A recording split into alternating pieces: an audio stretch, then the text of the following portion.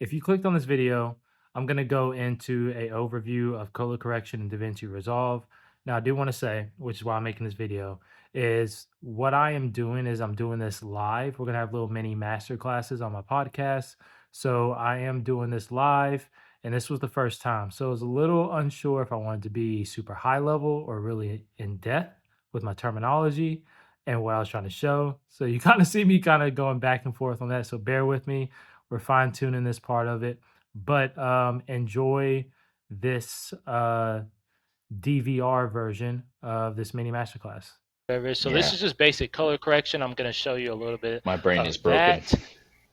that. I'm going to show you a little bit of that. I'm going to make it really simple, easy to understand for you filmmakers out there. After you see this, if you want to be able to get this color correction power grade, you can go donate to the fundraising that we're doing for the film, and you can get this. But or you can just figure out how to do it all your own. But Yeah, we'll jump into it. So this just this screenshot it. is this is a scene from the film that I did with Jake, also starring in,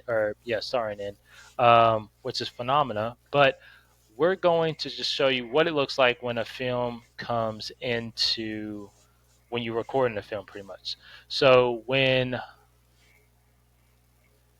a film is recorded in camera, it's recorded in log, it's flat, there's no color, and it's really to give you a lot of access to the highlights and the shadows. So this is how your film's going to come in, right? So what we first start with is a transform node, and what this transform node is going to put it in the color space, and this might be very over some people's heads, even if you're watching this and you are a film person. I'm going to talk about this more and off of this on the YouTube video, but you got to transform your video.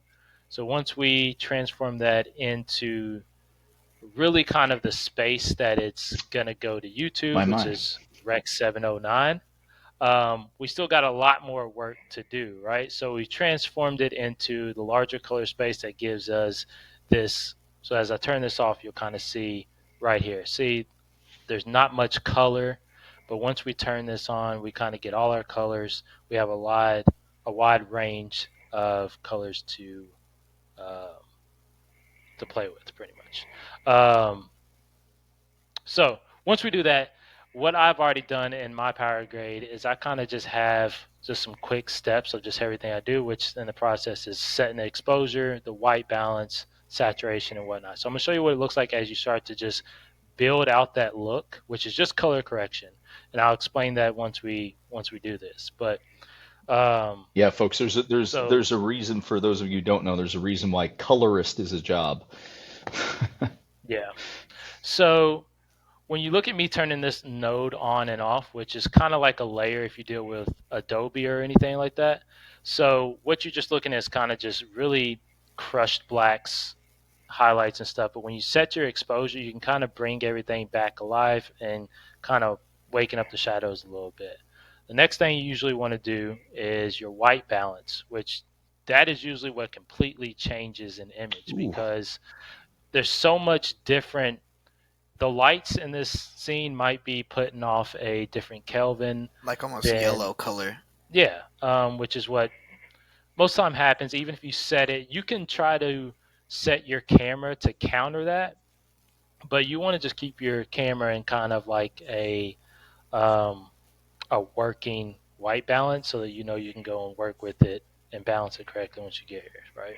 So once you are able to kind of balance out the white balance, you kind of get set into this. And I'll show you real quick an example of how to do that if anyone's curious real quick. So you want to use the vector, and if you look, so if I go and I take my dropper on his white, well actually we'll use here. So if you take the dropper on the white, and what you'll notice is there's a circle in the middle of all those colors. Once you hit that, you kind of know you have a good white balance. Because if I was to turn this off and do that same thing and put this on that white, you'll see that that circle in the middle has gone off toward Y, which is yellow. Front left coordinate. Yeah. So once that's just something I'll teach people how to do this once off of this on YouTube. But just walking through the stages of color correction. Once you do that, then you got to kind of find your saturation level. So then you're going to bring some color to this because it's still pretty flat. You just got the colors looking native to the eyes, like they look correct, but or balanced. But then once you add in some saturation, things will start to pop, like her skin tone here. Yeah. See, it was very flat.